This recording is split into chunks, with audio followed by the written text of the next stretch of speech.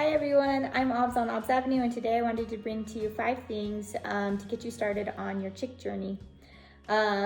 This is our 3rd time raising baby chicks, and our process has been working great. We haven't lost any chicks, and I thought I would share with you what's worked for us or what hasn't, and what you might need to get your chick journey started.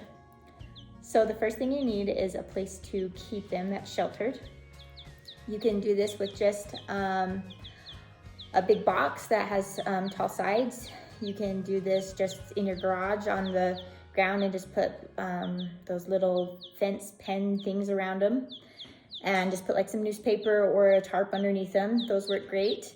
What I actually did for ours is get a water trough, and I think this one is a 100-gallon one. And that way I could just wash it out spray it down when we're done, and I can reuse it year after year. And so I actually invested a little bit more in this one. I think it was between 100 and 150. But there are also cheaper and more free options to go for sure.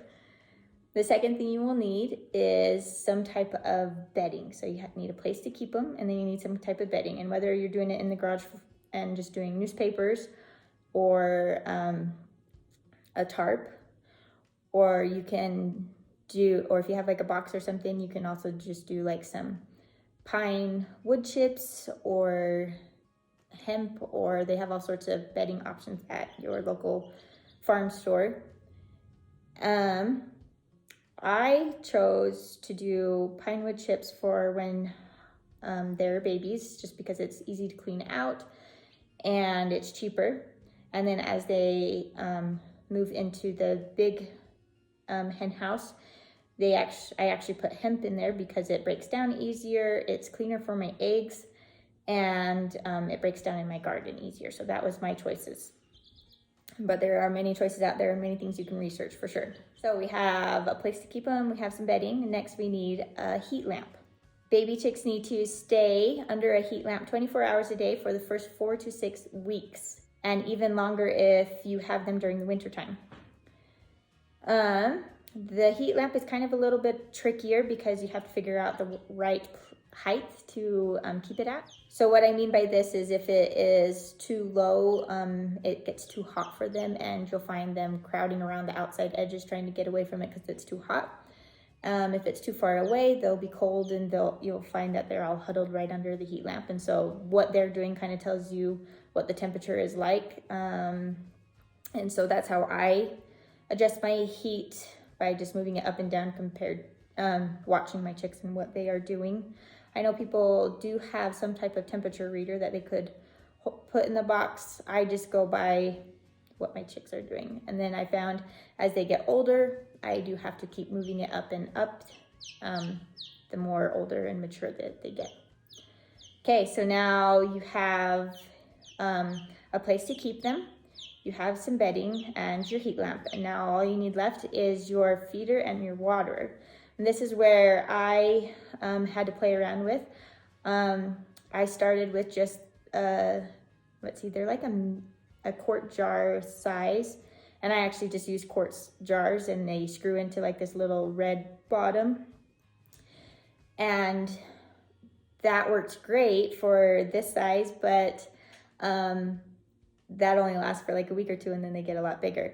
And I have like 15 to 20 chicks at a time, and so I found that was not enough food and water. Maybe if you have 5 to 10 maybe, then it might suffice them during the baby chick stage.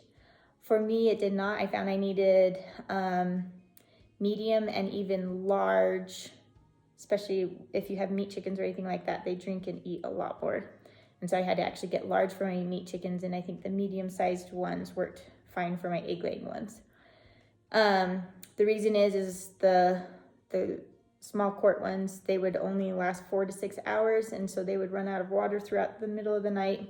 And by the time I got water to them in the morning, they were knocking each other down, just thirsty. And so play with the sizes. I guess it just more depends according to it actually depends according to like the space you have and the time you have to go and refill it.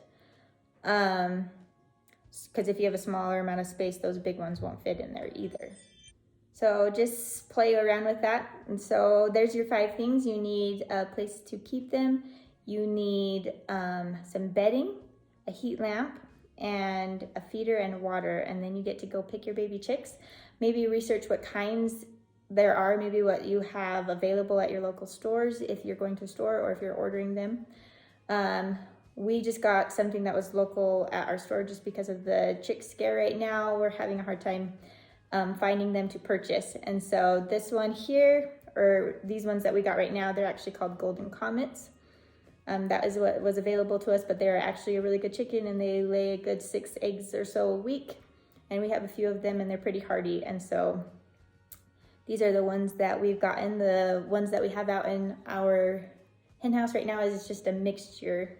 So good luck on your chicken journey. I hope these 5 things helped you to know a little bit, to give you a little bit more direction of what you need to be looking for to help get your space set up to bring your baby chicks home. Thanks for watching. Bye.